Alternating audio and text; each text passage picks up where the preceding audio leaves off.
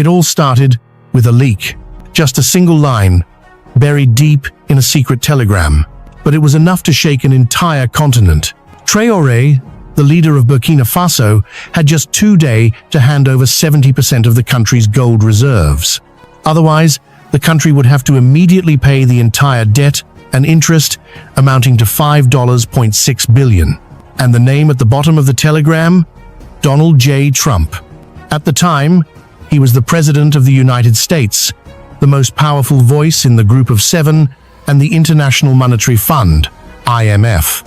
But this was more than just a political move.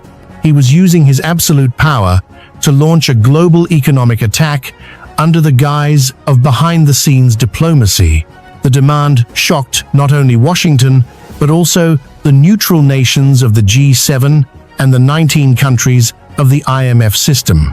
No negotiation, no concessions, just a cold ultimatum: pay the debt or surrender half of Burkina Faso's newly mined gold. This was not a negotiation. This was a threat aimed straight at the heart of Ouagadougou and the Burkina Faso government. And before we dive into the story, don't forget to subscribe to continue discovering hot content like this. According to sources, the classified cable did not simply appear out of nowhere. It was delivered by hand through an absolutely trusted intermediary. Representing the G7 at that moment was Italian Prime Minister Giorgia Meloni, alongside Kristalina Georgieva, the Bulgarian-born managing director of the IMF. Early in the morning, exactly 6:30 a.m. on the 12th of August, 2025, the cable was placed on the desk of Captain Ibrahim Traoré. The message was sharp and unmistakable.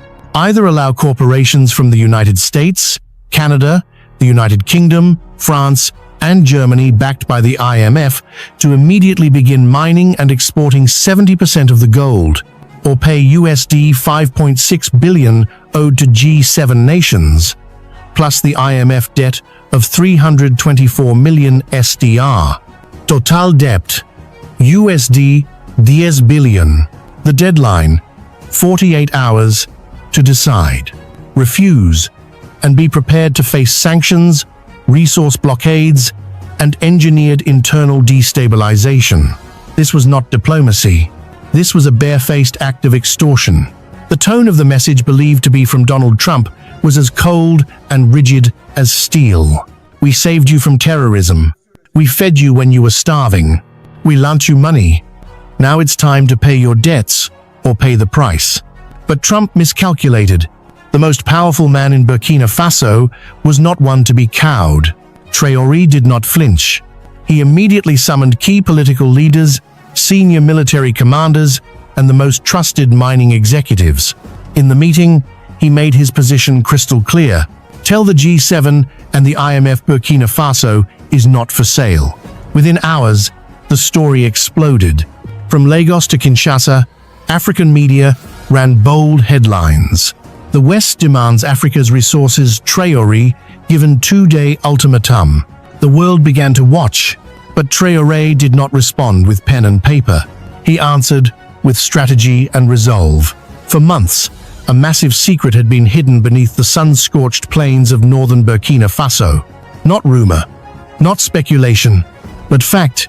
A colossal deposit of untapped mineral wealth confirmed by a covert geological task force established by Traoré shortly after taking power. The data had been fully encrypted by North Korean tech specialists. Everything was sealed until the first drill bit hit the ground. Then, the eyes of the West, specifically the US and France, spotted it. Surveillance satellites over the Sahel began picking up unusual activity. Within just 2 days, US intelligence had detected strange energy signatures, traced shipments of equipment from Iran and Venezuela. And soon after, the signals of gold lit up on their screens. By that time, Burkina Faso had reclaimed control of its gold mines from Western corporate hands, quietly expelling G7-backed contractors from its territory. French and American-controlled companies were being replaced by national military units. The revenue no longer flowed to Paris. It was now redirected into a domestic silver and development fund. The G7 and the IMF knew exactly what that meant. Here was a nation, rich gold, not managed by Wall Street, not answering to Paris, not bowing to the G7, but backed by its own people, its own army, and its own vision. This was not just defiance, it was a blueprint, and it terrified them. They did not just want the gold, they wanted to kill the idea itself, before another African nation dared to follow. Then, the phone calls began, from power brokers across the West, all asking the same question: how do we stop this before it becomes another Libya, except African-owned? Their answer: use the West's influence, use Trump's blunt force, make Traoré kneel, but the man they chose did not kneel. When the message reached Ouagadougou, it carried no trace of diplomacy. It was wrapped in arrogance, the language of empire disguised as business. The G7 delivered it as if it were a business proposal. But make no mistake, this was not negotiation. It was extortion. The demands were listed in a document marked Debt Recovery Strategy Framework. Its content was anything but subtle. 70% of Burkina Faso's gold production was to be handed over to US mining giants and IMF-appointed managers under the label gradual debt repayment. Control of all major gold export routes was to be transferred to US-approved intermediaries. An American advisory board would oversee all new mining contracts and revenue distribution. And in exchange, promises of military security cooperation, technology partnerships, and protection from regime change. Yes, protection from regime change, a threat thinly veiled in polite words. The message was crystal clear: pay us or pay the price. At the top of the document, in thick red ink, was a handwritten note: Traoré has 48 hours. This was not just economic colonialism, it was imperialism 4.0, brazen, naked, and direct. Among the 19 IMF member nations, the so-called neutral elite tried to appear calm. They claimed Trump was acting on his own, not as official IMF policy. But behind closed doors, no one stopped him, because deep down, Trump was only saying aloud what they had been thinking for years. We do not care who runs Africa as long as we control what is under the ground. Captain Ibrahim Traoré understood the message perfectly, and he had already made his decision. No foreign power will dictate the future of our land. If this was going to be a power game, Traoré was ready. But not as a pawn. He stepped forward as a leader, a sovereign man, representing a sovereign nation. And Trump, he had just threatened the wrong soldier. When the ultimatum landed in Burkina Faso's war room, Traoré did not flinch. He read the letter calmly, twice. Then he set it aside, stood up, and said flatly, "So this is how they collect a debt. Poison in a suit and tie." He did not wait. He did not hesitate. He lit a fire. They wanted 70% of our future. They would get 100% of our resistance. He did not call the G7. He did not call the IMF. He called the commander of the Special Sovereignty Force, a covert military unit created for exactly this moment. Orders were issued fast. Lock down every oil field. Double security on all gold convoys. Cut off all data flows to foreign contractors. Prepare the national broadcast. A statement was coming. By noon, the entire country was watching. The screen went black. Then a live feed appeared. No lavish studio. No flashy production. Just Traoré in uniform. One hand on the Burkinabe flag. The other holding a folder stamped, Burkina Faso, 48 hours to repay debt. His voice was steady. His gaze razor sharp. To the people of Burkina Faso, and to our brothers and sisters across Africa, they are not just demanding debt payments from us, nor are they simply demanding 70% of our gold. What they truly seek is the fear within us. He stopped speaking. The whole room went silent. To those behind this insult, to Mr. Trump and his supporters, you have underestimated us. We are not Libya. We are not Iraq. We are not your playground. We will never surrender our land to repay debts you have imposed. We will never bow to your weapons or your banks. You gave us 2 days. Here is our answer. Now you have 2 days to take your greed, your threats, and your arrogance and leave African soil." He stood up, saluted, and walked off the screen. No questions, no deals, no surrender. But while Traoré's speech set off cheers across Africa, from Dar to Dar es Salaam, another kind of storm was quietly forming. In oil company boardrooms and intelligence offices, panic spread. At ExxonMobil, emergency calls went out to Washington. At Halliburton, teams worked quickly to measure the damage. And at CIA headquarters in Langley, alarms went off. Traoré hadn't given in. He had spoken out in public. And that was the real problem. If Burkina Faso could say no and still win, what would stop Mali, Niger, Chad, or Congo from doing the same? The pressure increased fast. CIA agents started appearing more often in West Africa. Drones flew more missions over Burkina Faso's gold routes. On social media, smear campaigns began to spread, calling Traoré unstable, reckless, even crazy. Near the Ghana border, private military contractors tied to a known intelligence company were seen moving in. The message from Washington was clear: this must end now. But Traoré's message had already been heard across Africa. Africa is not for sale. The plan against him was simple: create trouble from inside his country. At the same time, big Western news networks all started telling the same story. Burkina Faso was refusing to pay its debts. Experts warn, they said, Traoré is leading his country into disaster. But inside Burkina Faso, the truth was very different. More people were signing up to guard the gold mines. The resistance was not just military. It was cultural and community-driven, and it was growing every hour. University students held events about sovereignty and fair use of resources. Women's groups brought food and supplies to soldiers protecting the mines. And every time CNN or Fox News attacked Traoré, young people didn't get angry.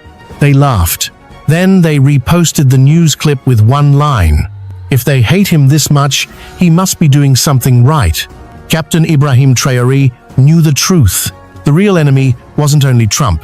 It was the whole system: banks, oil companies, the G7, the IMF, and the old colonial powers that had taken from Africa for generations. Now, that system was attacking one man because he dared to do something no one expected. He said no, and he meant it. Burkina Faso was under attack. Politically, economically, digitally. But Traoré was not alone. Just days after openly rejecting the ultimatum from Trump and the IMF, 3 military planes landed in Ouagadougou. No bombs, no weapons, only brothers. From Mali came Colonel Assimi Goïta, calm and steady. From Niger came General Abdourahmane Chiani, eyes burning with determination. From Guinea came Colonel Mamadi Doumbouya, walking tall, unapologetic. They entered the presidential palace together. When they came out, they stood side by side with Traoré for the whole world to see. Then came the words that shook the continent: "If you touch Burkina Faso, you touch all of us."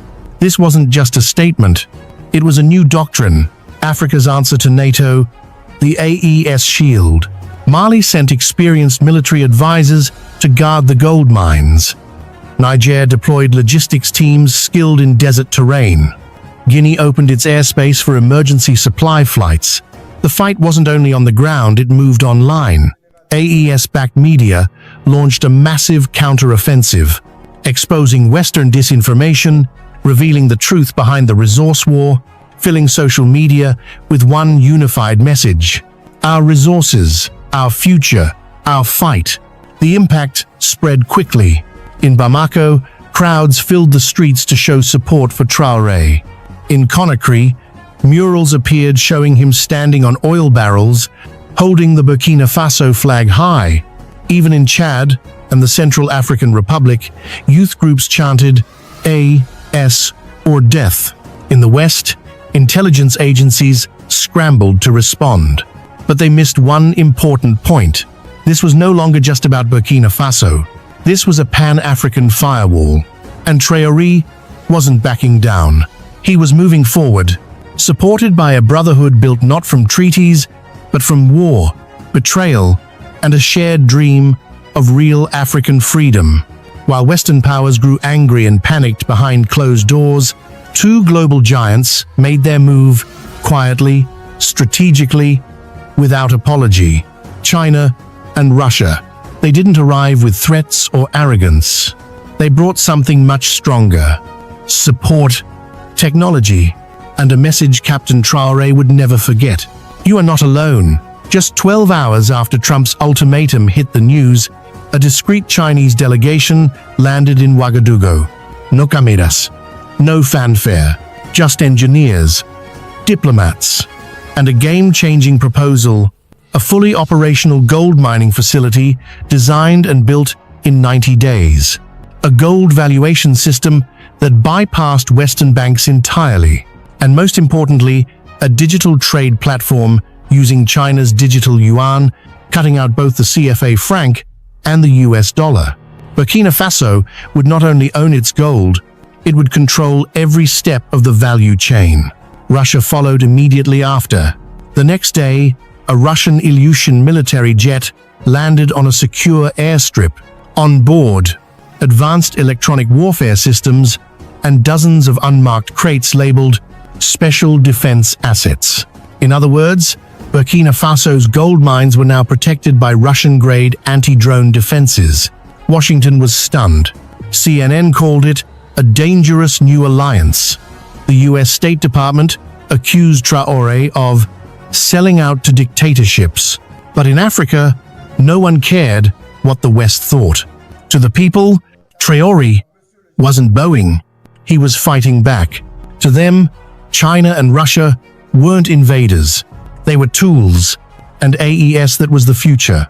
A future free from colonial chains. By this point, Traoré had achieved what many thought impossible. He rejected a US ultimatum. He exposed a global resource grab. And he brought China, Russia, and half of West Africa to his side. In the US, the media went into full panic mode. CNN flashed its red headline, "Burkina Faso refuses to pay dirty debt." Fox News went into panic mode. Traoré must be stopped.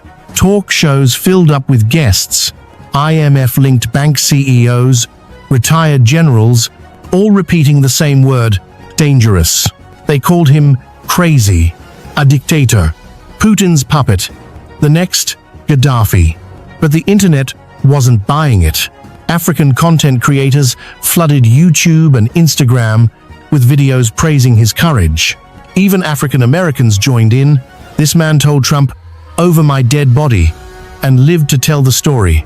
That's leadership. Pay attention. In Burkina Faso, young people fought back in their own way. They took CNN's fear-filled clips and remixed them into protest songs. They wore T-shirts that read, "If CNN hates you, you must be doing something right." Traoré was no longer just a president. He had become a symbol, a viral figure, a movement.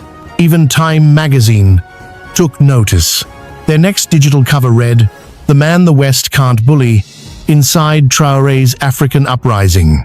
But fame came with risk. The more headlines carried his name, the more threats began to pile up. Private intelligence firms launched cyber attacks. Social media bots pushed fake scandals and smear campaigns. In Washington's closed-door meetings, the old whispers returned. Accusations of debt dodging. But none of it mattered. The people saw exactly what was going on. And Traoré, he had broken the script. He wasn't supposed to fight back. He wasn't supposed to survive. And he definitely wasn't supposed to go viral.